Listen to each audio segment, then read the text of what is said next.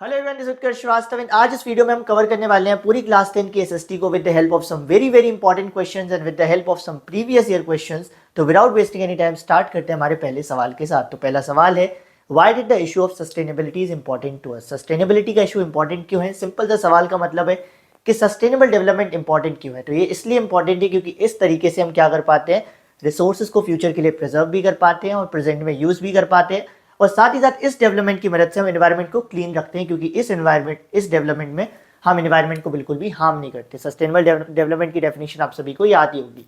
On what factors human development report compare countries. Human development report किन factors पे countries को compare करती है? तो सबसे पहली चीज, ह्यूमन डेवलपमेंट रिपोर्ट को पब्लिश कौन करता है? यूएनडीपी करता है। यूएनडीपी का full form United Nation Development Program. ये तीन फैक्टर्स पे कंट्रीज को कंपेयर करता है। पहला होता है पर कैपिटा इनकम, दूसरा होता है लिटरेसी रेट, तीसरा होता है इन्फेंट मोर्टेलिटी रेट। पर कैपिटा इनकम का फॉर्मूला क्या होता है? Total income divided by total population. Literacy rate का मतलब टोटल लोग जो 7 ईयर्स या उससे बड़े हैं और किसी एक लैंग्वेज में लिख सकते हैं, पढ़ सकते हैं, बोल सकते हैं। और इन्फेंट मोर्टेलिटी का रेट का मतलब कितने बच्चे जो 1 साल की एज के होने से पहले उनकी डेथ हो जाती है। ये चीज़ है हमारी तीनों पॉइंट जिन पर ह्यूमन डेवलपमेंट रिपोर्ट कंट्रीज को कंपेयर करती है। अगर वहीं पर मैं पूछूं वर्ल्ड बैंक कैसे कंपेयर करता है, तो वर्ल्ड बैंक कंपेयर करता है सिर्फ on the basis of per capita income. Per capita income को हम एवरेज इनकम भी कहते हैं। What are the limitations of using per capita income for comparing purpose. अब ये 1 नंबर का सवाल है जो एमसीक्यू में आ सकता है। तो पर कैपिटा इनकम की लिमिटेशन क्या होती है? पर कैपिटा इनकम की लिमिटेशन एक बहुत बड़ी ये होती है कि इससे हमें ये पता नहीं चलता कि इंडिविजुअल कितना कमा रहा है, हमें सिर्फ एक एवरेज पता चलता है। अगर हम एग्जैक्टली ये पता करना चाहें कि पर्टिकुलरली राम कितना कमा रहा है या श्याम कितना कमा रहा है, तो हमको ये चीज़ इससे पता नहीं चलती। तो the limitation of using per capita income is that it does not indicates the actual income of an individual. Then moving on to the next question, how does MNREGA 2005 ensures the right to work। MNREGA जो था एक act था 2005 का, ये right to work को कैसे ensure करता है? राइट टू वर्क का मतलब काम करने का अधिकार। हर व्यक्ति को जो कैपेबल है उसको काम करने का अधिकार है, और सरकार की जिम्मेदारी है वो काम को प्रोवाइड करे। तो सरकार उस काम को प्रोवाइड करने के लिए, वर्क को प्रोवाइड करने के लिए मनरेगा लाई थी। मनरेगा में बेसिकली क्या होता था? मनरेगा का फुल फॉर्म था Mahatma Gandhi national rural employment guarantee act. इसमें क्या होता था, जो रूरल इंडिया के लोग हैं, जो नीडी वर्कर्स होते थे, उनको 100 डेज का एम्प्लॉयमेंट प्रोवाइड किया जाता था, जिसके लिए उनको डेली वेजेस मिलती थी। जैसे मान लो एक गांव में तालाब बनना है, तो उसी गांव के लोगों को 100 डेज के लिए हम एम्प्लॉयमेंट दे देते थे। और साथ ही साथ इसमें यह भी होता था कि अगर कभी जो सरकार है वो नरेगा के अंडर में एम्प्लॉयमेंट नहीं दे पाई, तो वो सरकार की गलती है। और जिसके लिए सरकार क्या करती थी, जिन लोगों को वो एम्प्लॉयमेंट नहीं दे पाती थी उनको अनएम्प्लॉयमेंट अलाउंसेस देती थी, एक तरीके से थोड़ा बहुत पैसा देती थी। और इसकी एक खास बात ये भी थी कि इस एक्ट के अंदर क्या होता था, जो काम मिलता था वो नियर बाई प्लेसेस पर मिलता था, यानी लोकेलिटी में ही मिलता था। जैसे आपका कहीं गांव है तो बहुत ज़्यादा चांसेस हैं कि आपको अपने गांव में या गांव के आसपास ही नरेगा के अंडर में काम मिलता था। तो NREGA ensures right to work. कैसे? क्योंकि नरेगा वर्क दे देता था। सिंपल सा है। Moving on to our next question, how does employment conditions differs in organise and unorganise sector. Organise और अनऑर्गेनाइज सेक्टर में एम्प्लॉयमेंट कंडीशंस कैसे अलग होती हैं? यहाँ पर पॉइंट वाइज है। अगर पेपर में आता है तो आपको टेबल वाइज लिखना है। यहाँ पे जितने भी आंसर है वो सब पॉइंट वाइज है। ओके, तो ऑर्गेनाइज सेक्टर में क्या होता है? ऑर्गेनाइज सेक्टर में activities are govern by government. और अनऑर्गेनाइज सेक्टर में क्या होता है, जो एक्टिविटीज हो रही होती हैं they are outside the control of government. एक सब्जी की दुकान जो है या एक जो फल बेचने वाला जो मालिक है उसको गवर्नमेंट से कोई मतलब नहीं, वो अनऑर्गेनाइज सेक्टर वाला है। ऑर्गेनाइज सेक्टर में सिक्योरिटी ऑफ एम्प्लॉयमेंट होती है, आपका एम्प्लॉयमेंट सिक्योर होता है। अनऑर्गेनाइज सेक्टर में एम्प्लॉयमेंट सिक्योर नहीं होता, आपको कभी भी काम से निकाल दिया जाएगा। ऑर्गेनाइज सेक्टर में हर चीज़ के लिए नियम होते हैं, प्रॉपर प्रोविजंस होते हैं, कितनी छुट्टी मिलेगी, कितनी देर काम करना है, कितनी सैलरी मिलेगी। अनऑर्गेनाइज सेक्टर में ये कोई भी प्रोविजंस नहीं होते हैं, और यही मेजर डिफरेंस होते हैं ऑर्गेनाइज और अनऑर्गेनाइज सेक्टर में। Moving on to our next question, what are the reasons for growing importance of tertiary sector in past few years. पिछले कुछ सालों में देखा गया है जो टर्सरी सेक्टर है, यानी जिसको हम सर्विस सेक्टर भी कहते हैं, जो सर्विस प्रोवाइड करता है, उसकी इंपॉर्टेंस बहुत बड़ी है। क्या रीजन है उसकी इंपॉर्टेंस बढ़ने के? तो मेनली 3 रीजन है। पहला रीजन ये है कि टर्सरी सेक्टर में जो चीज़ें आती हैं, जो एक्टिविटीज़ आती हैं, सर्विसेज आती हैं, उनमें कई सारी सर्विस बेसिक सर्विसेज हैं, जैसे कि ट्रांसपोर्टेशन, बैंकिंग, हॉस्पिटल्स, और इनकी डिमांड हमेशा एवरग्रीन रहने वाली है, यानी हमेशा बढ़ने वाली है। तो ऑब्वियसली टर्सरी सेक्टर की इंपॉर्टेंस भी बढ़ती जा रही है। नंबर 2 पॉइंट, पिछले कुछ सालों में लोगों का इनकम लेवल बढ़ा है। इनकम लेवल बढ़ने की वजह से उनका स्टैंडर्ड ऑफ लिविंग बढ़ा है, और जब लोगों का स्टैंडर्ड ऑफ लिविंग बढ़ता है तो वो और भी प्राइवेट सर्विसेज की डिमांड करते हैं, जैसे private hospitals, private hotels, private restaurants, जिसकी वजह से टर्सरी सेक्टर में सर्विसेज की डिमांड बढ़ी है और इसकी इंपॉर्टेंस बढ़ी है। और तीसरा जो सबसे इंपॉर्टेंट और सबसे आसान सा पॉइंट है कि पिछले कुछ सालों में आईटी सेक्टर में, एआई में इतना ग्रोथ आया है कि इससे अपने आप ही क्या हुआ है, टर्सरी सेक्टर में बहुत सारी अपॉर्चुनिटीज़ क्रिएट हुई हैं और टर्सरी सेक्टर की इंपॉर्टेंस बढ़ी है, इसका कॉन्ट्रीब्यूशन बढ़ा है। Moving on to our next question, जो ये कहता है why do poor household are still dependent on informal sources of credits in India.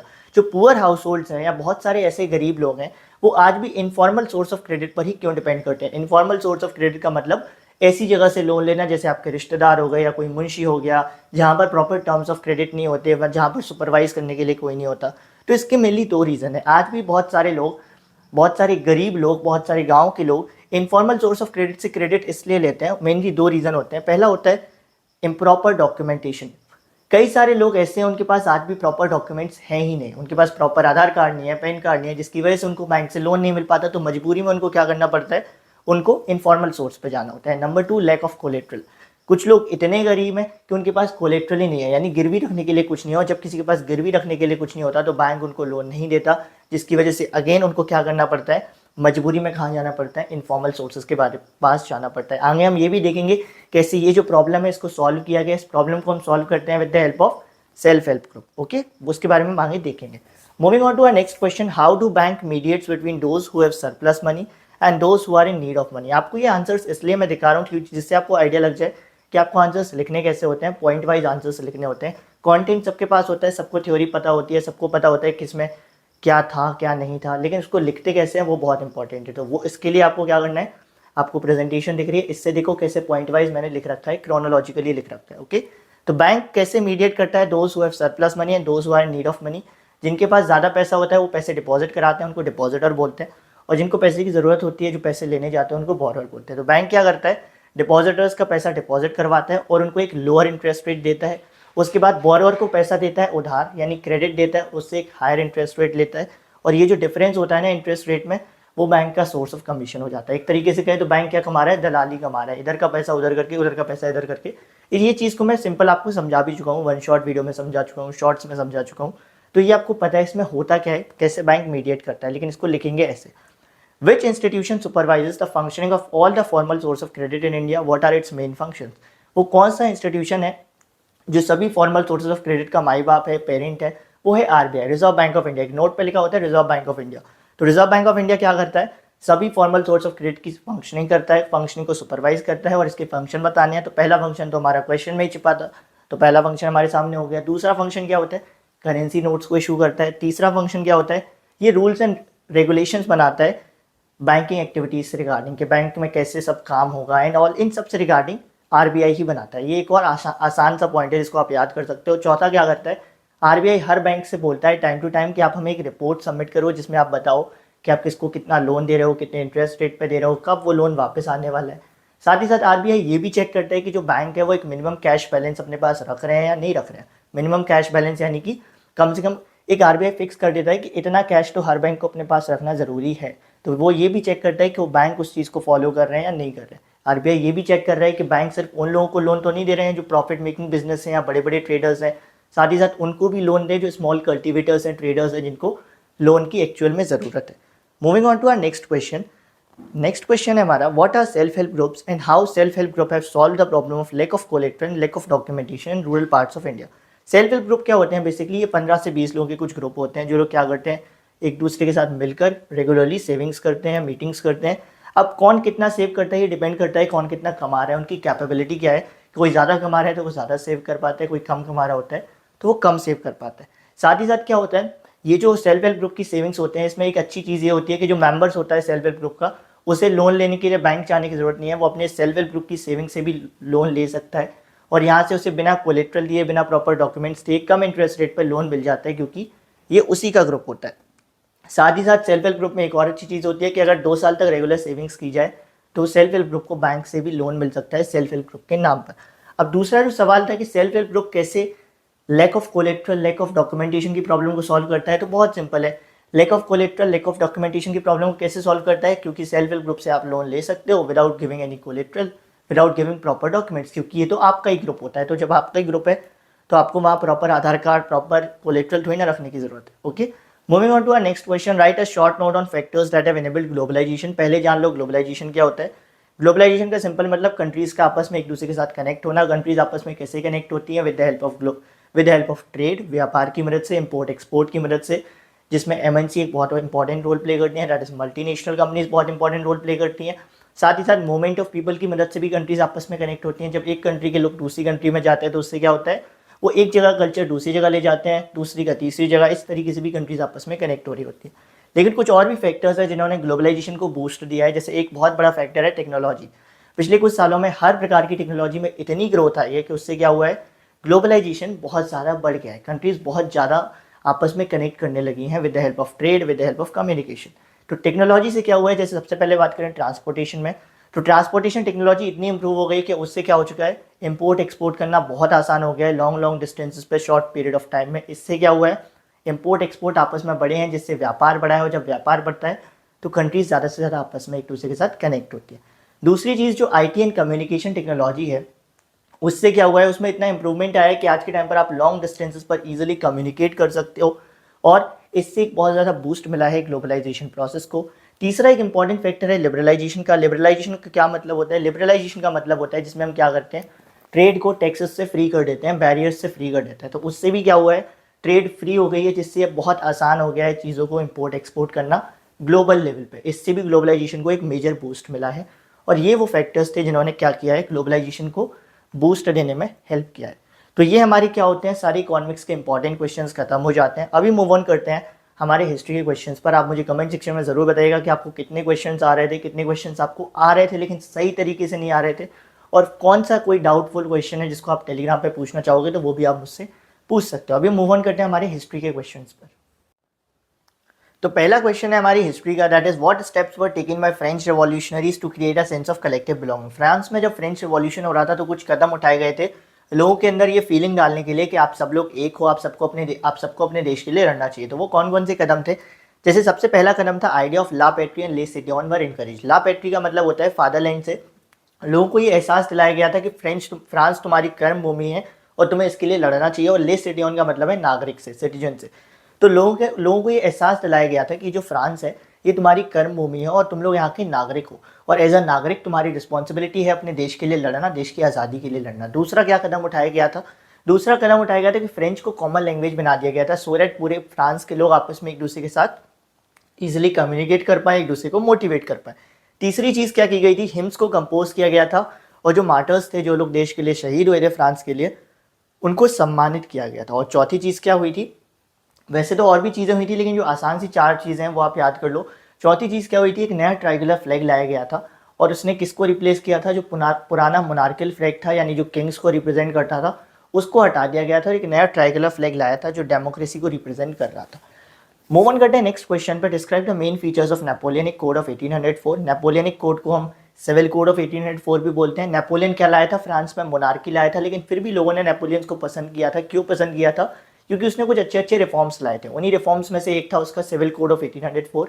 इसमें उसने 3 स्पेशल राइट्स दे दिए थे, या 3 स्पेशल चीज़ें कर दी थी। सबसे पहली चीज़ उसने क्या की थी, उसने जिन भी लोगों को कोई भी प्रिविलेजेस मिलती थी उनके बर्थ के बेसिस पर उसको खत्म कर दिया था, कि किसी को बर्थ के बेसिस पर स्पेशल राइट्स मिल रहे हैं, तो वो सारी चीज़ उसने खत्म कर दी थी। नंबर 2, उसने इक्वालिटी को इस्टेब्लिश कर दिया था कि हर बंदा इक्वल है, अमीर हो गरीब हो कुछ भी हो, हर बंदा इक्वल है, इस्टेब्लिश कर दिया था। नंबर 3 चीज़, उसने राइट टू प्रॉपर्टी दी थी। राइट टू प्रॉपर्टी से बहुत ज़्यादा फायदा हुआ था फ्रांस के लोगों को, क्योंकि इससे वो अपनी प्रॉपर्टी को सिक्योर कर पाए थे या सिक्योर फील कर पाए थे। मूव ऑन करते हैं नेक्स्ट क्वेश्चन पे। Write a short note on Giuseppe Mazzini.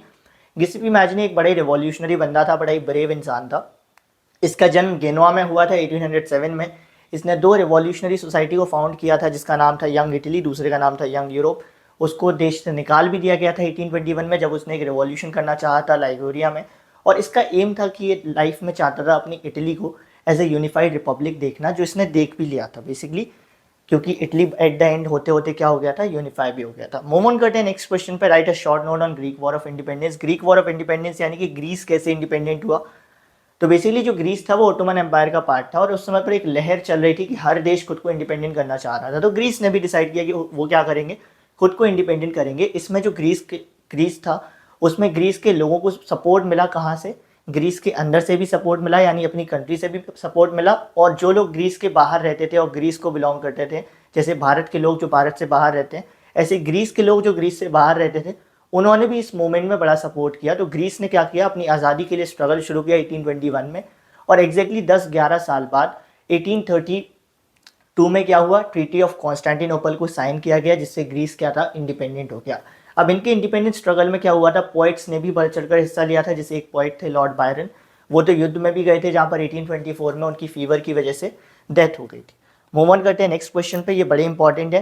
That is describe the process of unification of Germany and Italy. Unification of Germany, Germany का यूनिफिकेशन कैसे हुआ था? जर्मनी के यूनिफिकेशन की रिस्पॉन्सिबिलिटी ली थी प्रूशिया ने, जिसमें ओटो वोन बिस्मार्क जो चीफ मिनिस्टर थे प्रूशिया के, उनको इंचार्ज बनाया गया था। बिस्मार्क ने क्या किया था, अपनी इंटेलिजेंस की मदद से और अपनी आर्मी की मदद से 7 ईयर्स में 3 बार युद्ध लड़े, 3 वॉर लड़े ऑस्ट्रिया, डेनमार्क, फ्रांस के साथ, और एट नाइन प्रूशिया जीत गई थी। और क्या हो गया था, 1871 में जर्मनी यूनिफाइड हो गया था और केसर विलियम वन क्या बन गए थे, हमारे किंग बन गए थे। उसके बाद यूनिफिकेशन ऑफ इटली कैसे हुआ, तो इटली 7 स्टेट्स में डिवाइडेड था, जिसमें से सिर्फ एक ही स्टेट ऐसी थी, सार्डिनिया पीडमोंट, जिसका रूलर इटली का रहने वाला था। तो उसी ने रिस्पॉन्सिबिलिटी ली इटली को यूनिफाई करने की। और यहाँ पर भी क्या किया गया, सार्डिनिया पीडमोंट के चीफ मिनिस्टर को इंचार्ज बनाया गया, जिनका नाम था काउंट डी कैवोर। इन्होंने भी क्या किया, अपनी आर्मी की मदद से, अपनी स्किल्स की मदद से, डिप्लोमेसी की मदद से पहले ऑस्ट्रिया को हराया 1859 में, और फिर लोकल पीजेंट्स की मदद से स्पेनिश को हराया, और उसके बाद 1861 में इन्होंने फाइनली क्या किया, इटली को यूनिफाई कर दिया, और विक्टर मैनुअल टू जो थे वो इटली के किंग बन गए। ये जो यूनिफिकेशन प्रोसेस है जर्मनी इटली की, बड़ी इंपॉर्टेंट है, ठीक है, तो इसको जरूर आपको याद रखना है। मूव ऑन करते हैं नेक्स्ट क्वेश्चन पे, how United kingdom of Britain was formed and how the Ireland became the part of Britain. United kingdom of Britain कैसे बना था, तो ये बना था एक्ट ऑफ यूनियन से। एक एक्ट ऑफ यूनियन साइन किया गया था 1707 में बिटवीन इंग्लैंड एंड स्कॉटलैंड, जिससे यूनाइटेड किंगडम ऑफ ब्रिटेन बना था, और जो स्कॉटलैंड था वो इंग्लैंड का ही पार्ट बन गया था।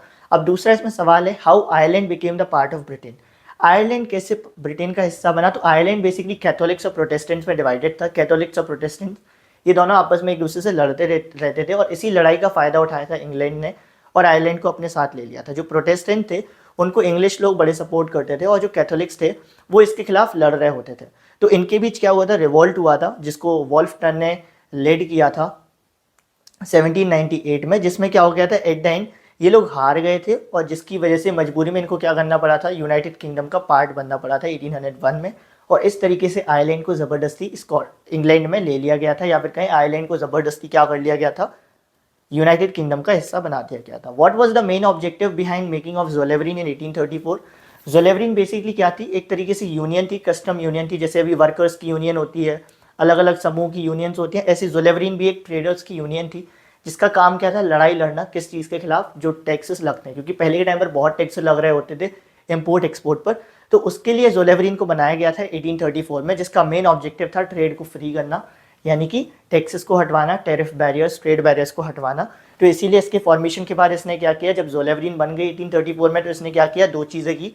इसने ट्रेड बैरियर्स को कम्प्लीटली हटा दिया, और नंबर 2 चीज़, जो करेंसीज थी जो 30 हुआ करती थी उनको सिर्फ 2 कर दिया था, क्योंकि 30 करेंसी से बहुत फ़र्क आ जाता था, यहाँ से वहाँ सामान करने में वो बहुत लॉसेस भी होते थे ट्रेडर्स को, तो नंबर ऑफ करेंसी भी बहुत कम कर दी गई थी। मूव ऑन करते हैं नेक्स्ट क्वेश्चन पर, that is why did the Balkan became the area of intense conflict during late 19th century.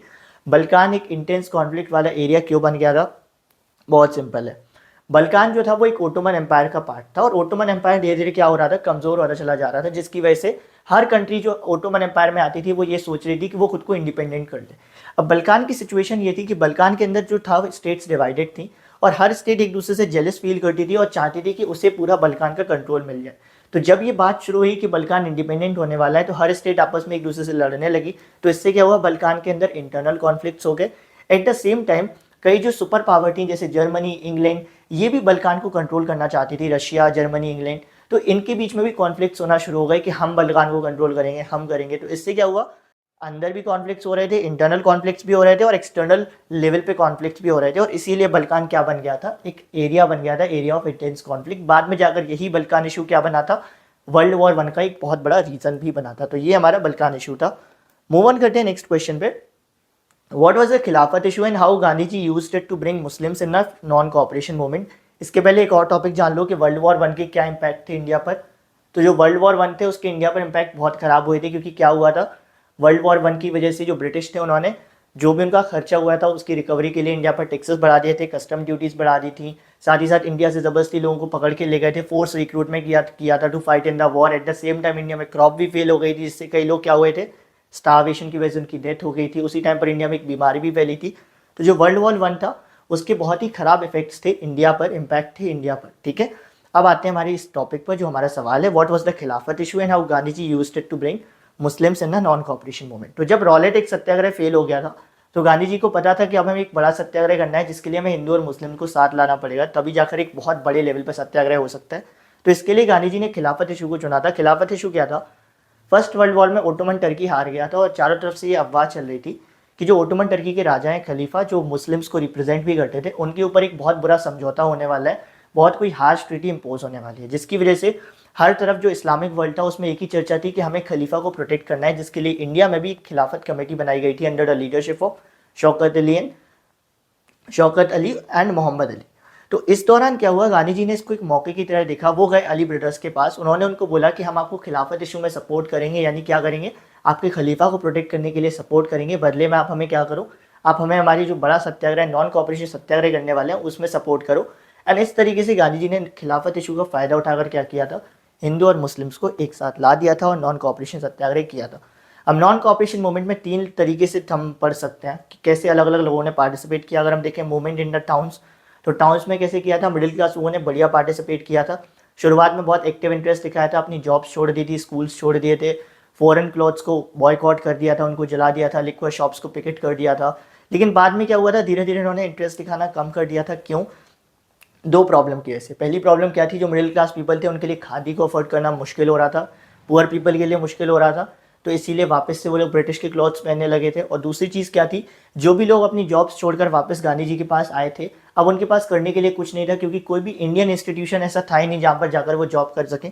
तो उनको मजबूरियाँ वापस जाकर क्या करना पड़ा था, वापस से ब्रिटिश इंस्टीट्यूशन को ज्वाइन करना पड़ा था। अगर हम देखें जो country side and the poor peasants ने कैसा नॉन कॉपरेशन मूवमेंट में सपोर्ट किया, तो पुअर पीजेंट सपोर्ट करना चाहते थे, बट कहीं ना कहीं कांग्रेस ने उनसे डिस्टेंस मेंटेन किया था, क्योंकि पुअर पीजेंट क्या होते थे, वायलेंस करने लग जाते थे, वायलेंट हो जाते थे।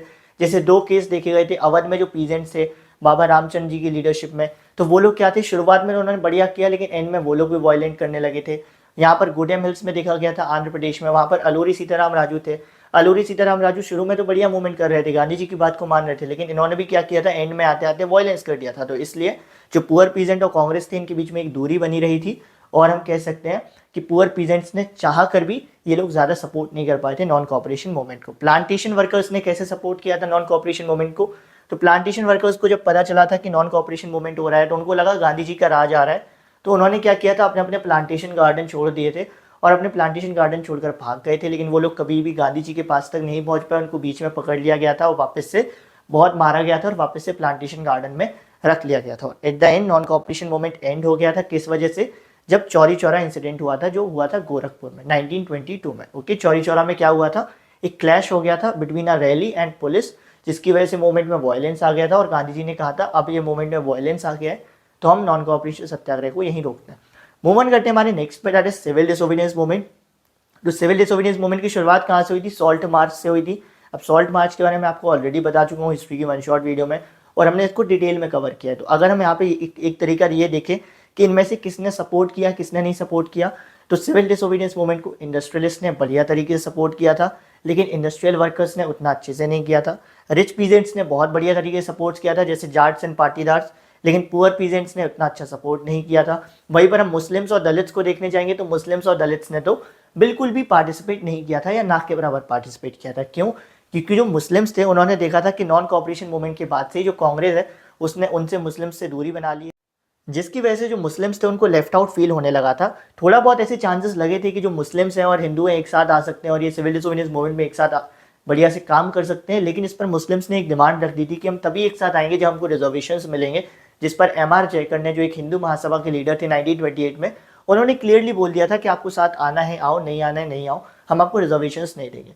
दूसरा जो ग्रुप था जिसने बिल्कुल भी पार्टिसिपेट नहीं किया था सिविल डिसोबीडियंस मूवमेंट में, वो था ऑप्रेस्ड पीपल का, जिनको दलित्स भी कहा जाता था। ये लोअर कास्ट पीपल होते थे, और लोअर कास्ट पीपल यानी दलित से कांग्रेस ने एक दूरी बनाकर रखी थी, क्योंकि उनको एक डर था, कहीं ना कहीं वो डर ये था कि अगर वो दलित्स के साथ दोस्ती करेंगे, दलित्स को अपने साथ लाएंगे, तो जो हाई कास्ट हिंदूज हैं, जो ब्राह्मण्स हैं, वो लोग ऑफेंड ना हो जाए, जिसकी वजह से दलित्स और कांग्रेस में एक डिस्टेंस बना रहा और इनके बीच में एक दूरी बनी रही, जिसकी वजह से दलित्स ने ज़्यादा सपोर्ट नहीं किया था। बाद में गांधी जी आए थे, गांधी जी ने दलित्स की इक्वालिटी दिलाने के लिए उनके लिए मूवमेंट्स किए, उनके लिए सत्याग्रह किए, उनको हरिजन बोला, यानी चाइल्ड ऑफ गॉड बोला, जिस पर दलित्स ने बोला था कि हमको आप हरिजन वरिजन बोल रहे हो ठीक है, लेकिन हमको एक परमानेंट सॉल्यूशन दो, और वो परमानेंट सॉल्यूशन क्या था, वो परमानेंट सॉल्यूशन था कि हमको क्या करो आप, हमको आप क्या दे दो, रिजर्वेशंस दे दो। तो इस पर बहुत बहस हुई थी, पहले गांधी जी रिजर्वेशंस नहीं देना चाहते थे क्योंकि उन्हें लगता था इससे डिसइंटीग्रेट हो जाएगा देश, लेकिन एट द एंड एक फाइनली एक कुछ वर्क कर गया था, बहुत सारी बातचीत के बाद कुछ वर्क कर गया था, जिसमें पूना पैक्ट ऑफ 1932 साइन हुआ था गांधी जी और अम्बेडकर जी के बीच में, जिसमें क्या हुआ था एट द एंड दलित्स को भी रिजर्वेशंस दे दिए गए थे। तो ये हमारा सिविल डिसोबीडियंस मूवमेंट की कहानी थी। अब ये कहानी डिटेल में जाननी है तो तुम वन शॉट वीडियो भी देख सकते हो, पूरी हिस्ट्री की वन शॉट वीडियो भी देख सकते हो। यहाँ पर हम बेसिकली रिवाइज कर रहे हैं, तो रिवाइज पर्पज से ही देख रहे हैं। ओके, मूव ऑन करते हैं। Explain how America was colonised, America को कैसे कॉलोनाइज किया गया था। अब ये जो चैप्टर है इससे दो ही टॉपिक बनते हैं, पहला सिल्क रूट और दूसरा अमेरिका कैसे कॉलोनाइज हुआ था। तो अमेरिका कैसे कॉलोनाइज हुआ था, जब अमेरिका डिस्कवर हुआ तो अमेरिका के जो बहुत ज़्यादा वहाँ पर लैंड्स एंड मिनरल्स थे, उससे सब लोग अमेरिका की तरफ अट्रैक्ट हुए। स्पेनिश गवर्नमेंट ने डिसाइड किया कि वो अमेरिका को कॉलोनाइज करेंगे with the help of disease, जिसका नाम क्या था, डिजीज़ का नाम था स्मॉल पॉक्स। स्पेनिश गवर्नमेंट ने क्या किया, अपने सोल्जर्स को भेजा अमेरिका में उस डिजीज़ के साथ, और वो डिजीज़ जो थी फॉरेस्ट फायर की तरह पूरे अमेरिका में फैल गई, जिससे कई सारी कम्युनिटीज़ अमेरिका की ख़त्म हो गई और इस तरीके से अमेरिका कमज़ोर हो गया एंड कॉलोनाइज हो गया। तो इस तरीके से इस बार देखो, आपको मैं वीडियो नहीं दिख रही होगी मेरी, सिर्फ ऑडियो सुनाई दे रही है, क्योंकि मैं चाहता हूँ आप लोग इन आंसर्स को पढ़ो और देखो कैसे पॉइंट वाइज लिखना है, इसीलिए मैंने इस बार वीडियो नहीं बनाई है। ओके, ये PDF भी मैं डिस्क्रिप्शन में भी डाल दूंगा, तो वहाँ से आप इस PDF से रिवाइज करने के लिए यूज़ कर सकते हो और ये भी देख सकते हो आंसर्स को लिखना कैसे पॉइंट वाइज कहानी वाइज लिखना है।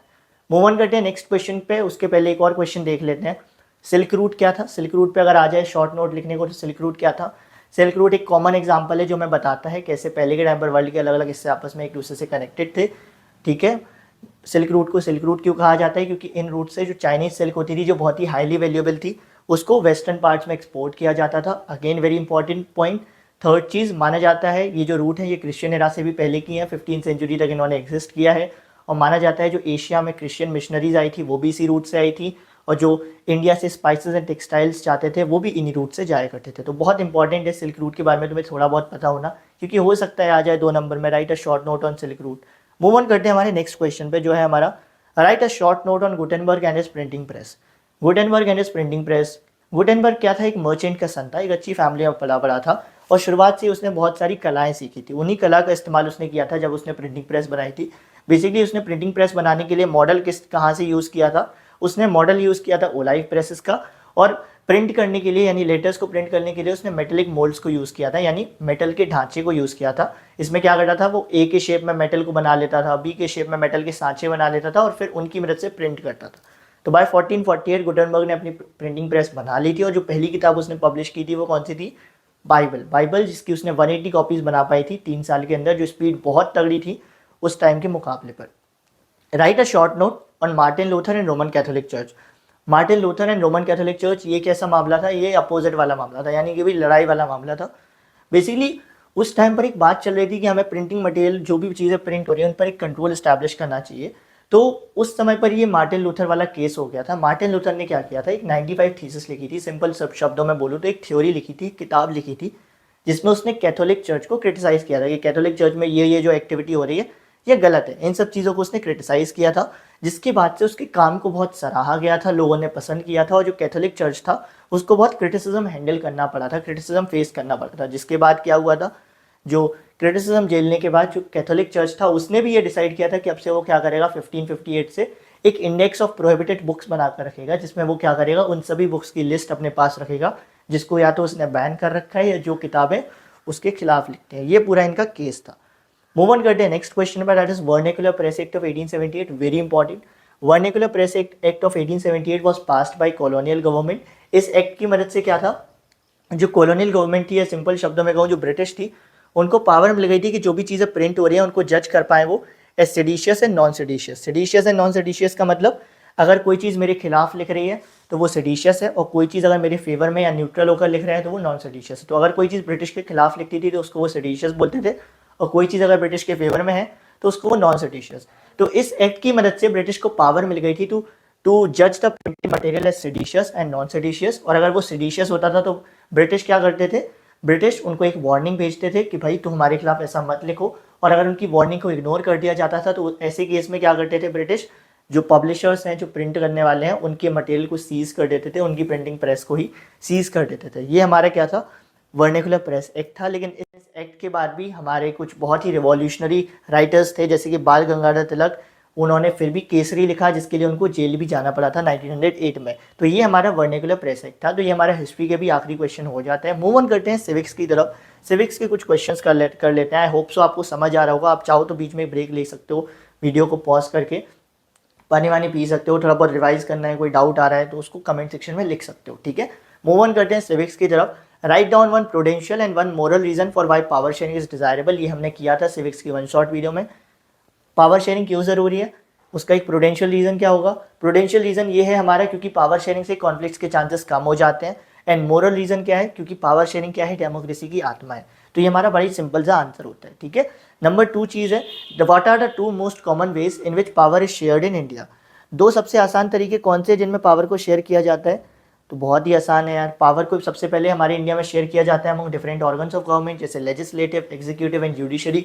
इसमें क्या होता है, हम पावर को शेयर करते हैं कैसे, तीनों को इक्वल पावर देते हैं, बस तीनों के वर्किंग एरियाज अलग अलग होते हैं, ठीक है। साथ ही साथ तीनों के पास ये पावर होती है कि वो एक दूसरे को क्रॉस चेक भी कर सकते हैं, और इस डिवीजन को हम हॉरिजॉन्टल डिस्ट्रीब्यूशन ऑफ पावर भी बोलते हैं। और दूसरा क्या होता है जिसमें पावर को शेयर किया जाता है हमारे इंडिया में, जो सबसे कॉमन है, power is shared among different levels of government. इसमें क्या किया जाता है, हम पावर को बांटते हैं central level, state level and local level. Central level के पास सबसे ज़्यादा पावर होती है जो पूरे देश के लिए होती है, मेन अथॉरिटी होती है। इसको हम फेडरलिज्म भी बोलते हैं और वर्टिकल डिस्ट्रीब्यूशन ऑफ पावर भी बोलते हैं। साथ ही साथ जो तीनों लेवल्स होती हैं ये एक दूसरे को आंसरेबल नहीं होती अपने अपने काम के मामले में। जैसे यूपी पुलिस है तो वो सेंटर को आंसरेबल नहीं है कि हमने ऐसा क्यों किया। यूपी पुलिस अपनी पुलिस को चला सकती है। सेंट्रल लेवल है तो वो आर्मी को कैसे भी चला सकते हैं, उसके लिए वो किसी और को आंसरेबल नहीं है।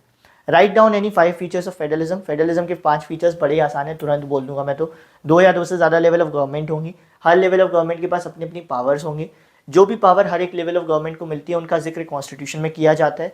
4, किस लेवल ऑफ गवर्नमेंट के पास कितना रेवेन्यू, कितना पैसा कहाँ से आएगा, वो सब फिक्स होता है। एंड 5, अगर कभी कॉन्फ्लिक्ट हो जाए डिफरेंट लेवल्स ऑफ गवर्नमेंट के बीच में, तो जो सुप्रीम कोर्ट होता है, जो हाईएस्ट कोर्ट होता है, वो रिजॉल्वर का काम करता है, यानी उस कॉन्फ्लिक्ट को रिजॉल्व कराने का काम करता है। What were the steps taken in India in order to make the local level system more efficient? यानी जो लोकल लेवल की गवर्नमेंट उनको और अच्छा बनाने के लिए क्या कदम उठाए गए थे इंडिया में 1992 में। क्या कदम उठाए गए थे 1992 में। पहला कदम था कि पहले के टाइम पर रेगुलर इलेक्शंस नहीं होते थे लोकल लेवल के, तो क्या कर दिया गया था, कॉन्स्टिट्यूशनली कंपलसरी कर दिया गया था कि अब से क्या करना है, रेगुलर इलेक्शंस कराने हैं। नंबर 2 चीज़ क्या की गई थी, 1/3 सीट्स वुमेन को रिजर्व कर दी गई थी। नंबर 3 चीज़ क्या की गई थी, जो SCs, STs, OBCs and other backward group हैं उनके लिए भी हमने सीट्स को रिजर्व किया था। Number 4 the most important thing कि स्टेट इलेक्शन कमीशन बनाई गई थी, जिसका काम क्या था, जिसका काम था कि वो इलेक्शन कराएगी। पहले क्या होता था, स्टेट गवर्नमेंट इलेक्शन कराती थी, लेकिन अब स्टेट इलेक्शन कमीशन को जिम्मेदारी दी गई थी कि वो इलेक्शन कराएगी। नंबर 5 चीज़, स्टेट को बोला गया था कि वो अपनी कुछ पावर रेवेन्यू को लोकल के साथ शेयर करे। और आज के टाइम पर आप देखते हो स्टेट अपनी पावर को भी, रेवेन्यू को भी लोकल के साथ शेयर करती है, जिसकी वजह से अगर कोई लोकल लेवल पर कभी प्रधान भी बन जाए तो वो खूब अच्छा खासा पैसा कमा लेता है 5 साल के अंदर। सवाल आता है, हाउ इज फेडरलिज्म प्रैक्टिस्ड। हमारे इंडिया में पावर शेयरिंग को कैसे प्रैक्टिस किया जाता था या क्या तरीके अपनाए गए थे। तो इसमें 3 पॉइंट है, formation of linguistic states, language policy and centre state relation. तो जब पावर शेयरिंग हो रही थी हमारे देश में, जब देश आज़ाद हुआ था, तो उस समय पर पावर को शेयर करने के लिए एक तरीका अपनाया गया था कि हमने डिसाइड किया था कि हम स्टेट्स को इस तरीके से बनाएंगे सो दैट क्या हो, जो लोग सेम लैंग्वेज या सेम कल्चर के हों वो लोग सेम स्टेट में चले जाएं। यानी पहला जो तरीका अपनाया गया था पावर को शेयर करने के लिए वो ये था कि हमने फॉर्मेशन ऑफ लिंग्विस्टिक स्टेट्स किया था, यानी इस तरीके से स्टेट्स क्रिएट किए थे सो दैट जो लोग सेम लैंग्वेज या सेम कल्चर के हों वो लोग सेम स्टेट में जाएं। पहले हमें लगा था इससे डिसइंटीग्रिटी आएगी, बट रियलिटी में क्या हुआ, इससे और भी ज़्यादा इंटीग्रिटी और यूनिटी आ गई थी कंट्री के अंदर। दूसरा जो कदम उठाया गया था ये देखने के लिए कि पावर शेयरिंग सही जा रही है या फेडरलिज्म सही जा रहा है या नहीं जा रहा है, वो था हमारी लैंग्वेज पॉलिसी। जैसे श्रीलंका में हमने देखा था, श्रीलंका केस में वहाँ पर उन्होंने सिन्हाला को ही सब कुछ दे दिया था, तमिल्स को इग्नोर कर दिया था। तो ऐसे में क्या हुआ था, श्रीलंका में केस बहुत बिगड़ गया था। तो इस चीज़ से बचने के लिए हमने हमारी इंडिया में जो लैंग्वेज पॉलिसी अपनाई थी पावर शेयर करने के लिए, वो एक अच्छी पॉलिसी थी। हमने बोला हम किसी भी लैंग्वेज को ऑफिशियल लैंग्वेज नहीं बनाते, यानी हिंदी को भी ऑफिशियल लैंग्वेज नहीं बनाते। हम क्या करेंगे, हर एक लैंग्वेज को जो बोली जाती है उसको रिस्पेक्ट देंगे, जिसके लिए हमने क्या किया था, 22 लैंग्वेजेस को अपने कॉन्स्टिट्यूशन में रखा था, जिनका नाम था शेड्यूल्ड लैंग्वेज। इस ग्रुप को शेड्यूल्ड बोलते थे। इन लैंग्वेज का फ़ायदा ये था कि अगर आप कभी सेंट्रल गवर्नमेंट का पेपर देते हो, लाइक जैसे UPSC या RBI का पेपर देते हो, तो आप इन 22 में से किसी भी लैंग्वेज में आप पेपर दे सकते हो। साथ ही साथ ये भी बोला गया था हमारी इंडिया की लैंग्वेज पॉलिसी में कि हर स्टेट की अपनी खुद की ऑफिशियल लैंग्वेज होगी, जिसमें वो अपना रूटीन वर्क कर सकते हैं। जैसे यूपी का रूटीन वर्क जो होता है डेली वर्क, वो हिंदी में हो रहा है। केरला का रूटीन वर्क जो है स्टेट का, वो मलयालम में हो रहा है। तो ये हमारी लैंग्वेज पॉलिसी थी। तीसरा था सेंटर स्टेट रिलेशन। पहले के टाइम पर क्या होता था, पावर शेयरिंग करने के लिए सबसे इंपॉर्टेंट है कि सेंट्रल लेवल और स्टेट लेवल के बीच में रिश्ते अच्छे हों, लेकिन पहले के टाइम पर ये रिश्ते कतई अच्छे नहीं थे, क्योंकि सेंट्रल लेवल अपनी पावर का मिसयूज़ करती थी और स्टेट लेवल पर डोमिनेट करने की कोशिश करती थी। तो इस चीज़ को भी सुधारा गया 1990 में, जब कोलिशन गवर्नमेंट आना शुरू हुआ। सुप्रीम कोर्ट ने भी एक जजमेंट पास किया था, जिससे क्या हो गया था, सेंट्रल लेवल को बहुत मुश्किल होने लगा था कि अब वो स्टेट लेवल पे डोमिनेट कर पाए। उससे क्या हुआ, सेंट्रल लेवल और स्टेट लेवल के बीच में एक रिस्पेक्ट वाला रिलेशन आया और इनके बीच रिश्ते अच्छे होने लगे। तो ये तो 3-4 तरीके थे जिससे क्या किया गया, फेडरलिज्म को प्रैक्टिस किया गया। अगर इनको एक्सप्लेन करने को आता है तो अब आप एक्सप्लेन भी कर सकते हो, और अगर ये आपको लिखने जैसे भी आता है कि आपको सिंपल पूछा गया, सिंपल पॉइंट वाइज बता दो 3, तो आप 3 सीधे सीधे लिख दो। लेकिन अगर एक्सप्लेन करने को आता है कि किसी एक को एक्सप्लेन करो, तब आप एक्सप्लेन भी कर सकते हो, आपके पास PDF भी है, आपने समझ भी लिया है। मूव ऑन करते हैं नेक्स्ट क्वेश्चन पे। What were the challenges faced by political parties. एक पॉलिटिकल पार्टी क्या चैलेंजेस फेस कर रही होती है? पॉलिटिकल पार्टी 4 चैलेंजेस फेस कर रही होती है। ये मैंने सिंपल लाइन में लिख दिया है, ये मैं आपको समझाऊंगा क्यों, क्योंकि आपने वन शॉट वीडियो में तो आप पूरा आपको पता है पॉइंट वाइज, लेकिन मैं डायरेक्ट बोलता हूँ। Lack of internal democracy. Lack of internal democracy क्या है कि पार्टी के अंदर इलेक्शंस नहीं हो रहे होते हैं, पार्टी के अंदर प्रॉपर इलेक्शंस नहीं होते हैं, पार्टी के अंदर प्रॉपर मीटिंग्स नहीं हो रही होती हैं, और साथ ही साथ पार्टी के जो ऑर्डिनरी मेंबर्स होते हैं उनके साथ प्रॉपर इन्फॉर्मेशन शेयर नहीं की जाती, जो क्या होता है, जो बताता है कि पार्टी के अंदर डेमोक्रेसी की कमी है। नंबर 2 चीज़ है डायनेस्टिक सक्सेशन। हर एक पार्टी के अंदर आपको देखने को मिल जाएगा, एक बहुत बड़ा चैलेंज है कि पार्टी की जो टॉप पोजीशन है वो किसी एक फैमिली ने या उसी फैमिली के मेंबर्स ने ऑक्यूपाई कर रखी है, जिससे क्या होता है, जिससे जो डिजर्विंग लोग होते हैं उनको चांसेस नहीं मिल पाते हैं। और ये बताता है कि कैसे एक पार्टी में, हर एक पार्टी में वंशवाद आ चुका है, डायनेस्टिक सक्सेशन आ चुका है, कि राजा का बेटा राजा बनता चला जाता है और जो डिजर्विंग लोग हैं वो इग्नोर होते चले जाते हैं। Third is growing role of money and muscle power. Very important challenge.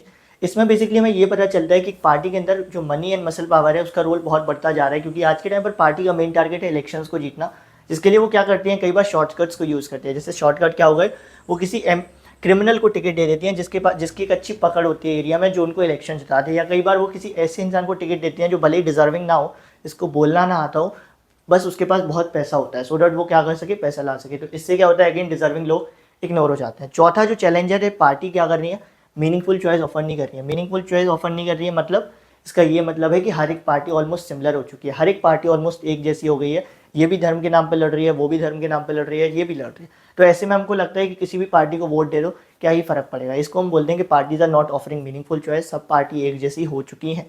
तो ये 4 चैलेंजेस है जो पॉलिटिकल पार्टीज फेस करती हैं। Moving on to our next question, जो ये बताता है कि हमने इन चैलेंजेस को सॉल्व करने के लिए क्या रिफॉर्म्स लिए हैं। राइट डाउन द रिफॉर्म्स और efforts taken by government to bring positive changes in political parties. क्या एफर्ट्स और क्या रिफॉर्म्स लिए गए हैं? बहुत ही सिंपल सा जवाब है। पहला रिफॉर्म ये किया गया था, सुप्रीम कोर्ट ने बोला था कि हमें ये रोकना है कि कोई भी MP MLA अपनी पार्टी से दूसरी पार्टी में ना चला जाए। इसके लिए एक डिफेक्शन लॉ बनाई गई थी। तो डिफेक्शन लॉ में क्या था कि अगर कोई MP या MLA अपनी पार्टी चेंज करेगा तो जिस सीट पर उसने इलेक्शन जीता है वो अपनी सीट को खो देगा। दूसरा काम क्या किया गया था, सुप्रीम कोर्ट ने बोला था, एक मैंडेटरी कर दिया था, कंपलसरी कर दिया था कि जो भी बंदा इलेक्शन में खड़ा हो रहा है वो क्या करेगा, अपना एफिडेविट्स फाइल करेगा। एफिडेविट जिसमें वो प्रॉपर इन्फॉर्मेशन देगा कि उसके ऊपर कितने क्रिमिनल केसेस हैं, उसकी कितनी प्रॉपर्टी हो। अभी भी इस चीज़ पर जोर दिया जाता है। तीसरी चीज़ क्या की गई थी, इलेक्शन कमीशन ने कंपलसरी कर दिया था कि हर एक पार्टी क्या करे, रेगुलरली मीटिंग्स करे, इलेक्शंस करे और अपने इनकम टैक्स रिटर्न्स को फाइल करे। तो ये कुछ कदम उठाए गए थे to bring reforms in the political party. इनका कुछ फायदा भी हुआ है, बट इतना ज़्यादा फायदा नहीं हुआ है कि पॉलिटिकल पार्टी पूरी चेंज हो चुकी है। अभी मूव ऑन करते हैं नेक्स्ट क्वेश्चन पे, जिनमें से एक ना एक तो आएगा ही, accountable, responsive and legitimate. Paper में 110% आपसे पूछेगा, या तो अकाउंटेबल पूछ लेगा, या रिस्पॉन्सिव पूछ लेगा, या लेजिटिमेट पूछ लेगा। हो सकता है आपसे पूछ ले कैसे डेमोक्रेटिक गवर्नमेंट अकाउंटेबल होती है, कैसे डेमोक्रेटिक गवर्नमेंट रिस्पॉन्सिव होती है, या कैसे लेजिटिमेट होती है। तो वन बाई वन तीनों को समझते हैं। डेमोक्रेटिक गवर्नमेंट्स अकाउंटेबल इसलिए होती हैं क्योंकि वो आंसरेबल होती हैं। अब आंसरेबल कैसी होती हैं, क्योंकि वो अपनी इन्फॉर्मेशन को हमारे साथ शेयर करती हैं, जिसकी मदद से हम उनसे क्वेश्चन पूछ पाते हैं और वो हमें जवाब दे पाते हैं। और इसीलिए हम बोलते हैं डेमोक्रेटिक गवर्नमेंट क्या है, आंसरेबल है। आंसर कोई कब करेगा, जब उनसे सवाल पूछा जाएगा। सवाल कोई कब पूछेगा, जब उसके पास इन्फॉर्मेशन होगी। तो इन्फॉर्मेशन शेयर करती है डेमोक्रेटिक गवर्नमेंट, इसीलिए हम क्या बोलते हैं, उनको अकाउंटेबल बोलते हैं। इसको लिखना कैसे आपको दिख रहा है स्क्रीन पे, रिस्पॉन्सिव यानी जो रिस्पॉन्ड करे। तो डेमोक्रेटिक गवर्नमेंट रिस्पॉन्सिव क्यों होती हैं, क्योंकि ये रिस्पॉन्ड करती हैं, हमारी डिमांड्स को सुनती हैं, और हमें ये बताने के लिए कि हमारी डिमांड्स को सुन रही हैं वो क्या करती हैं, ओपनली पब्लिक डिबेट्स रखती हैं, जिनके थ्रू हमें पता चलता है they are attentive to our needs and therefore they are responsive. Third point, democratic government legitimate कैसे होती हैं। लेजिटिमेट किनको कहते हैं, जो एक्सेप्टेबल हो, जिनको सब एक्सेप्ट करें, वैलिड हो। तो डेमोक्रेटिक गवर्नमेंट एक एक्सेप्टेबल या लेजिटिमेट इसलिए होती है क्योंकि इसको हम लोग खुद जाकर चुनते हैं, वोट्स के थ्रू जनता खुद जाकर चुनती है, और इसीलिए हम इसको एक्सेप्ट भी करते हैं, और इसीलिए हम इनको लेजिटिमेट बोलते हैं। इनको प्रॉपर आप देख सकते हो कैसे लिखना है, और साथ ही साथ इनको मैंने, अगर आपको बहुत ज़्यादा डिटेल में समझना है तो आप वन शॉट वीडियो भी देख सकते हो। उसके लिए आपके सामने वन शॉट वीडियो है जो कल परसों ही अपलोड हुई है पूरी सिविक्स के लिए, 40-50 मिनट की वीडियो है, विच इज़ इनफ आपकी पूरी सिविक्स को कवर करने के लिए। मूव ऑन करते हैं नेक्स्ट क्वेश्चन पे। Right about the features of constitution which makes India secular state. Basically हमें सेक्युलरिज्म के फीचर्स बताने हैं, वो कौन से फीचर्स हैं जिसकी वजह से इंडिया एक सेक्युलर स्टेट है या सेक्युलर मॉडल है।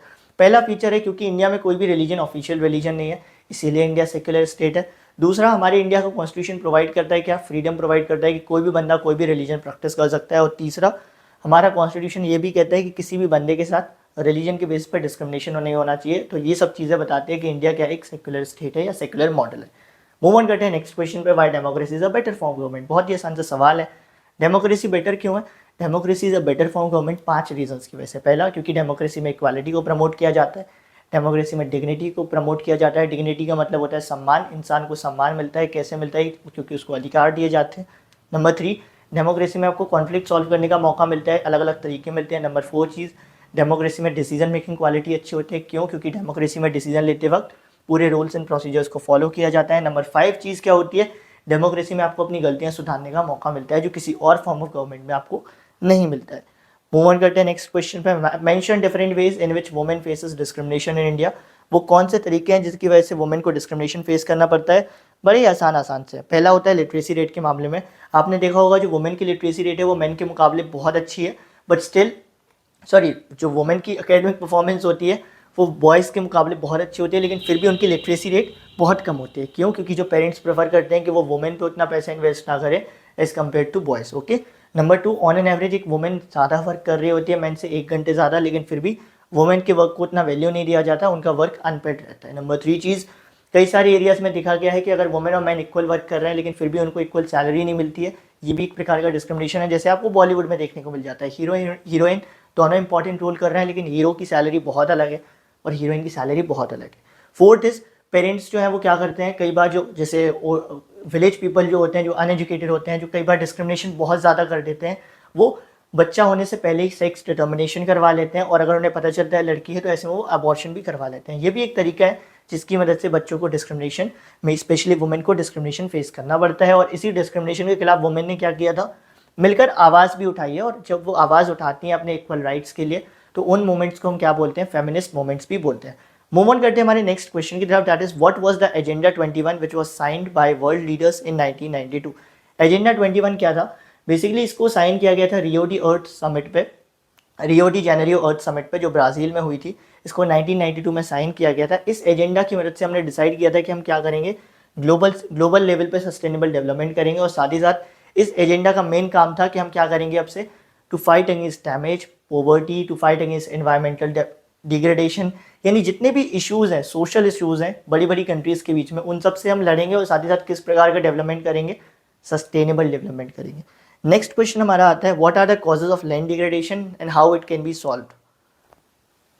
नेक्स्ट क्वेश्चन है हमारा, what are the causes of land degradation and how it can be solve. Land degradation का सिंपल मतलब है, डिग्रेडेशन का मतलब क्वालिटी का खराब होना, ज़मीन की क्वालिटी का खराब होना। तो ज़मीन की क्वालिटी के खराब होने के क्या रीज़न होते हैं? नंबर 1 होता है ओवर इरीगेशन।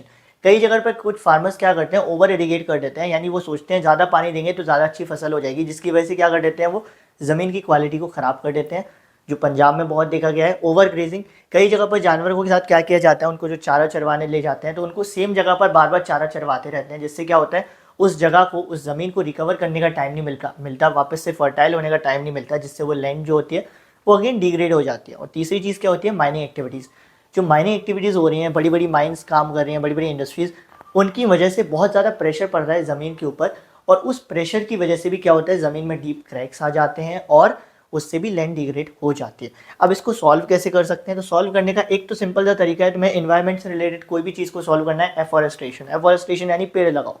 तो पहला तरीका है लैंड डिग्रेडेशन को सॉल्व करने का, दैट इज पेड़ लगाओ। दूसरा क्या तरीका है? दूसरा है management of grazing activities. Grazing activities यानी कि जो फार्मर्स हैं उनको अवेयर किया जाए कि आप इस तरीके से ग्रेजिंग कराओ, चारा चरवाओ, सो दैट ज़मीन को भी रिकवर करने का टाइम मिल जाए। और तीसरा क्या किया जाए, स्ट्रेटेजिकली कंट्रोल किया जाए माइनिंग एक्टिविटीज़ को, लाइक जहाँ पर माइंस है उनको बताया जाए कि आप इससे ज़्यादा प्रेशर ज़मीन पर मत डालो, जिससे ज़मीन खराब ना हो, लैंड डिग्रेडेशन ना हो। मूव ऑन करते हैं नेक्स्ट क्वेश्चन पे, what are the ways to prevent soil erosion. Soil erosion क्या होता है, जब सॉइल की जो टॉप मोस्ट लेयर होती है जो सबसे ज़्यादा फर्टाइल होती है वो हट जाती है तो उसको हम सॉइल एरोजन बोलते हैं। वो कैसे हटती है, मान लो ये सॉइल है और मान लो कोई सॉइल है कहीं पर, बहुत तेज पानी आया तो बहुत तेज पानी क्या करेगा, सॉइल की जो टॉप मोस्ट लेयर है उसको अपने साथ बहाते हुए चला जाएगा, जिससे क्या हो जाएगा, सॉइल की टॉप मोस्ट लेयर हट जाएगी और सॉइल एरोजन होगा। तो सॉइल एरोजन से बचने के क्या उपाय हैं, पहला है स्ट्रिप क्रॉपिंग। स्ट्रिप क्रॉपिंग में क्या करते हैं, हम बड़ी सी ज़मीन को लंबी लंबी स्ट्रिप्स में बांट देते हैं, उनके बीच में गैप रखते हैं। इसके दो फायदे होते हैं, पहला तो जब पानी आएगा तो एक एक स्ट्रिप से टकराकर उसकी स्पीड स्लो होती चली जाएगी, जिससे वो ज़्यादा टॉप मोस्ट लेयर को अपने साथ उड़ा कर नहीं ले जा पाएगा। और दूसरा फायदा स्ट्रिप क्रॉपिंग का ये होता है कि आप अलग अलग स्ट्रिप में क्या कर सकते हो, अलग अलग क्रॉप उगा सकते हो। एक स्ट्रिप में आपने पोटैटो ग्रो कर लिया, एक में आपने पी ग्रो कर ली, एक में आपने कोई और क्रॉप, ठीक है। दूसरा होता है कॉन्ट्योर प्लफिंग। कॉन्ट्योर प्लफिंग में क्या किया जाता है, हम बेसिकली जीने की तरह बना देते हैं ज़मीन को जीने की तरह, नॉट ज़मीन को, जो फार्मिंग लैंड होते हैं उसको जीने की तरह बना देते हैं। उससे क्या होता है, जब पानी आता है ना तो वो एक एक करके उतरते उतरते उतरते उसकी स्पीड स्लो हो जाती है, जिसकी इमेज आपको स्क्रीन पे दिख रही होगी। उससे उसकी इमेज क्या होती है, स्पीड होती है, स्लो हो जाती है। बेसिकली सॉइल एरोजन होता क्यों है, पानी की स्पीड की वजह से। अगर पानी स्लो तरीके से आएगा, स्लो स्पीड में आएगा, तो उसमें इतनी कैपेबिलिटी नहीं है कि वो सॉइल की टॉप मोस्ट लेयर को उड़ा कर ले जाए। लेकिन अगर पानी तेज स्पीड से आएगा तो वो सॉइल की टॉप मोस्ट लेयर को उड़ा जाएगा। तो कॉन्ट्योर प्लफिंग में क्या करते हैं, हम कॉन्ट्योर प्लफिंग की मदद से भी पानी की स्पीड को स्लो डाउन कर देते हैं। तीसरा होता है making shelter belts. Shelter belts में क्या करते हैं हम, बेसिकली जैसे अगर कोई ज़मीन है जो फार्मिंग लैंड है तो उसके चारों तरफ क्या करते हैं, लंबे लंबे पेड़ लगा देते हैं लंबी स्ट्रेट लाइन में। इससे क्या होता है, कभी बहुत तेज़ हवा चल रही है या बहुत तेज़ पानी आ रहा है तो वो उससे क्या हो जाता है, उतने लंबे लंबे पेड़ होने की वजह से पानी की स्पीड या हवा की स्पीड वो स्लो डाउन कर देते हैं। इससे भी सॉइल एरोजन बहुत हद तक बच जाता है, ठीक है। उसके बाद मूव ऑन करते हैं नेक्स्ट क्वेश्चन पे, what do you mean by water scarcity and what are the two main reason. Water scarcity का मतलब होता है पानी की कमी, नहीं, इसका मतलब ये नहीं होता है पानी की कमी नहीं है हमारे देश में, फ्रेश वाटर की कमी है। तो वाटर स्कार्सिटी का सिंपल मतलब है एक ऐसी प्रॉब्लम जहाँ पर फ्रेश वाटर की कमी हो। और इसके दो रीज़न क्या है, एक रीज़न है कई जगह पर पानी इनफ है लेकिन वहाँ पर ओवर एक्सप्लॉयटेशन हो रहा है, लोग एक्सेसिवली यूज़ कर रहे हैं जिसकी वजह से लोगों को पानी की कमी हो रही है। और दूसरा रीज़न हो जाता है बेड क्वालिटी ऑफ वाटर। कई सारे एरियाज़ में क्या होता है, सच में पानी की क्वालिटी बहुत ख़राब है जिसकी वजह से वाटर स्कार्सिटी हो रखी है। Next is what was the project tiger. What was the project tiger. Project tiger, देखो टाइगर वर्ड ही यहाँ पे है, इसका मतलब कहीं ना कहीं इसको टाइगर को बचाने के लिए यूज़ किया गया होगा। तो ये एक वाइल्ड लाइफ कैंपेन शुरुआत की गई थी जिसका काम सिर्फ टाइगर्स को ही प्रोटेक्ट करना नहीं था, बाकी और भी स्पीसीज, बाकी और भी एनिमल्स एंड प्लांट्स थे जो क्या हो रहे हैं, धीरे धीरे खत्म होते जा रहे हैं, उनको भी प्रोटेक्ट करने से था। इसके अंडर में क्या किया गया था, कई सारे नेशनल पार्क्स, कई सारे टाइगर रिजर्व्स को हमने क्या किया था, स्टैब्लिश भी किया था। Why construction of dams have come under great scrutiny in the past few years. जो कंस्ट्रक्शन ऑफ डैम्स हो रहा है, जो डैम्स बन रहे हैं, उनको इतना अपोज क्यों किया जाता है, उसके बहुत सारे रीज़न इनको अपोज करने के। जैसे नंबर वन चीज़ होता है नेचर से रिलेटेड। जब कहीं पर डैम बनता है तो उससे पानी का जो नेचुरल फ्लो होता है ना वो रुक जाता है और उससे सॉइल को बहुत नुकसान होता है, जो यहाँ पे लिखा है ना पुअर सेडिमेंट फ्लो। इसको आप डिटेल में मत समझो, इसका सिंपल सा मतलब ये है सॉइल की जो टॉप मोस्ट लेयर है उसको बड़ा नुकसान होता है जो सबसे ज़्यादा फर्टाइल होती है। तो इसलिए हम डैम के कंस्ट्रक्शन को अपोज करते हैं। दूसरा, डैम की मदद से जो डैम की वजह से जो एक्वाटिक फौना होते हैं, जो पानी में रह रहे होते हैं, स्पीसीज होती हैं, उनको माइग्रेट करने में बहुत दिक्कत हो जाती है। तीसरी चीज़, जब कहीं पर डैम बनता है तो लोगों का लार्ज डिस्प्लेसमेंट करना पड़ता है जिससे लोगों को बहुत दिक्कत होती है। और चौथा एक और रीज़न है कि पिछले कुछ सालों में डैम्स का अपोज इसलिए किया गया है क्योंकि डैम्स अपने गोल्स को कंप्लीट नहीं कर पाए। जिन गोल्स की वजह से डैम्स को बनाया जाता था, डैम्स वो गोल कंप्लीट नहीं कर पाए। जैसे डैम्स को बनाया जाता था कि बाढ़ को कंट्रोल करें या जब सूखा पड़े तो उसमें पानी प्रोवाइड करें, लेकिन डैम्स उन गोल्स को कंप्लीट नहीं कर पाए। देखा जाता है बाढ़ आ रही है तो डैम भी साथ में बहे जा रहे हैं, तो ऐसा कोई डैम फिर प्रमोट नहीं किया जाता है। ऐसे कोई डैम्स को बनाने के लिए लोग फिर कॉपरेट नहीं करते हैं और इसीलिए डैम्स बहुत स्क्रूटनी में आए हैं पिछले कुछ सालों में। How joint forest management in India works with the local communities to protect the forest areas. ये बहुत सही तरीका है, ये जो इसका आंसर है, ये जो आंसर है वो एक बहुत सही तरीका है फॉरेस्ट को प्रोटेक्ट करने का। जो जॉइंट फॉरेस्ट मैनेजमेंट है, इन्होंने एक प्रोग्राम बनाया था जिसमें ये क्या करते हैं, फॉरेस्ट एरियाज़ को प्रोटेक्ट करते हैं उन्हीं फॉरेस्ट कम्युनिटीज़ की मदद से। बेसिकली ये क्या बोलते हैं फॉरेस्ट कम्युनिटीज़ को कि आप लोग अपनी इंस्टीट्यूशन बनाओ और आपको हम रिस्पॉन्सिबिलिटी देंगे फॉरेस्ट एरिया को प्रोटेक्ट करने की, और आपको इसके बदले में हम क्या करेंगे, आपको हम कुछ कुछ बेनिफिट्स दे देंगे या कुछ कुछ सामान लेने देंगे इन फॉरेस्ट से। तो इस तरीके से क्या होता है, जेएफएम का भी काम बन जाता है जिससे वो फॉरेस्ट भी प्रोटेक्ट करवा लेते हैं, और जो फॉरेस्ट कम्युनिटीज़ हैं उनका भी काम बन जाता है कि उनको भी क्या मिल जाते हैं, गुड्स मिल जाते हैं, उनको भी खूब बढ़िया से उनको रहने जीवन यापन करने का मौका मिल जाता है। मूव ऑन करते हैं हमारे नेक्स्ट क्वेश्चन पर, that is what were the reforms taken during the times of 1980s to protect the farmers and agriculture workers in India. वो कौन से कदम उठाए गए थे या कौन से रिफॉर्म्स लिए गए थे फार्मर्स एंड एग्रीकल्चर वर्कर्स को प्रोटेक्ट करने के लिए, क्योंकि वो बड़े डिमोटिवेट हो रहे थे, उनकी फसल बर्बाद हो रही थी, तो कई सारे लोग एग्रीकल्चर को छोड़ रहे थे। तो कुछ रिफॉर्म्स लाए गए थे, जैसे क्या किया गया था, क्रॉप इंश्योरेंस शुरू किया गया था अगेंस्ट ड्रॉट एंड फ्लड्स। इसका क्या मतलब है, अगर कभी आपकी फसल बर्बाद हो जाती है बाढ़ की वजह से या सूखा पड़ने की वजह से, तो ऐसे में आपकी फसल का बीमा रहेगा, जिसके लिए क्या होगा, आपको सरकार कुछ पैसा प्रोवाइड करेगी। दूसरी चीज़ क्या की गई थी, ग्रामीण बैंक्स को इस्टेब्लिश किया गया था और कोऑपरेटिव सोसाइटीज़ को इस्टेब्लिश किया गया था, जिनका काम क्या था, जिनका मेनली काम था जो किसान हैं या जो पुअर फार्मर्स हैं उनको लोन प्रोवाइड करना है एट लोअर इंटरेस्ट रेट। तीसरी चीज़, किसान क्रेडिट कार्ड और पर्सनल एक्सीडेंट इंश्योरेंस स्कीम को शुरू किया गया था, इनसे भी क्या था, किसान को फ़ायदा मिलता था। चौथी चीज़, वेदर बुलेटिन्स का स्टार्ट किया गया था। वेदर बुलेटिन्स की मदद से क्या होता था, वेदर बुलेटिन्स की मदद से आपको कहीं ना कहीं ये पता चल जाता था कि आगे कैसा वेदर रहेगा, उस तरीके से आप अपनी खेती को प्लान कर सकते हो। साथ ही साथ एमएसपी को भी शुरू किया गया था। एमएसपी क्या थी, एमएसपी का मतलब था मिनिमम सपोर्ट प्राइस, जिस पे जो सरकार थी वो क्या करती थी, फसलों को खरीदती थी किसान से। जैसे अगर सरकार ने एमएसपी फिक्स कर दी 10 रुपये किलो आलू, तो सरकार 10 रुपये किलो से या तो ज़्यादा पे खरीदेगी या उससे कम नहीं खरीद सकती, और कोई भी इंसान फिर उससे कम नहीं खरीद सकता, चाहे कोई भी बिजनेसमैन हो। मूव ऑन करते हैं नेक्स्ट क्वेश्चन पे। List down the conditions required for growing of the following crop, cotton, rice, wheat, sugarcane, rubber. अब मैंने क्रॉप की कंडीशंस को याद करने के लिए एक सिंपल सी ट्रिक सिखाई थी। इतना याद कर लो कि इनमें से कौन कौन सी क्रॉप है। अगर ये रबी क्रॉप है तो क्या है, अगर खरीफ क्रॉप है तो, अब जैसे रबी क्रॉप होगी, अगर कोई क्रॉप रबी क्रॉप है तो आपको पता है रबी क्रॉप कब उगाई जाती है, विंटर में उगाई जाती है। विंटर में जो वेदर होता है वो कैसा होता है, जो टेम्परेचर होता है वो कूल ग्रोइंग होता है, यानी 20 डिग्री सेल्सियस के आसपास होता है। तो आप टेम्परेचर लिख दोगे जितनी भी रबी क्रॉप आएंगे उनमें कि 18 से 23 या 24 चाहिए होता है। और रबी क्रॉप के टाइम पर रेनफॉल कैसा होता है, 75 टू 100 होता है या 100 ही होता है, 100 सेंटीमीटर होता है। तो आप क्या लिख दोगे, 100 सेंटीमीटर या 75 टू 100 सेंटीमीटर। जैसे मैंने बोला वीट एक रबी क्रॉप है, तो आप उसमें आप चेक कर सकते हो अपनी किताब से कि इसको कितना टेम्परेचर चाहिए पड़ेगा, 18 टू 23 या 24 के आसपास चाहिए पड़ेगा, और कितना रेनफॉल 75 टू 100 चाहिए पड़ेगा। अब वहीं पर अगर हम राइस देखें, राइस एक खरीफ क्रॉप है। अब खरीफ क्रॉप क्या है, हमारी मानसून वाली है, तो इसको क्या चाहिए पड़ेगा, टेम्परेचर 25 से ऊपर, क्योंकि गर्मी पड़ जाती है, और साथ ही साथ रेनफॉल 100 सेंटीमीटर से भी ऊपर। तो इसमें आप इसमें भी चेक कर सकते हो। तो आप खाली इतना याद कर लो कौन सी क्रॉप रबी है, कौन सी क्रॉप खरीफ है। टेम्परेचर तो फिर आप इजीली याद कर लोगे, टेम्परेचर तो आपको भी पता है कि गर्मियों में कितना टेम्परेचर रहता है, कितना आसपास कितना रेनफॉल रहता है। तो आप खाली इनमें ये याद करो कौन सी क्रॉप रबी है, कौन सी क्रॉप खरीफ है, और आपको कंडीशन याद हो जाएंगी। आपको थोड़ा और हेल्प चाहिए तो अगेन कल ही जियोग्राफी की वन शॉट वीडियो आई है, उसको भी आप देख सकते हो। Explain how the problem of environmental degradation can be solve. Environmental degradation का मतलब क्या होता है, अगेन डिग्रेडेशन का मतलब क्वालिटी का खराब होना। तो एनवायरमेंट की क्वालिटी का खराब होना वो कैसे खराब होगी, पानी की वजह से, एयर की वजह से, इन सब की वजह से खराब होगी। तो उस प्रॉब्लम को हम कैसे सॉल्व कर सकते हैं, बेसिकली हम पानी पे फोकस करते हैं। हम क्या करें, पानी का कम से कम यूज़ करें, जब हमें बहुत ज़्यादा ज़रूरत हो तभी पानी को यूज़ करें, और जो यूज़ कर रहे हैं उसको बार बार प्रोसेस करें, बार बार रीयूज़ करें, रिसाइकिल करें, सो डेट क्या हो, वो जो इंडस्ट्रीज से पानी जो वो निकल रहा है वो जो निकले जब एंड में, तो या तो वो पूरा वेस्ट वाला निकले।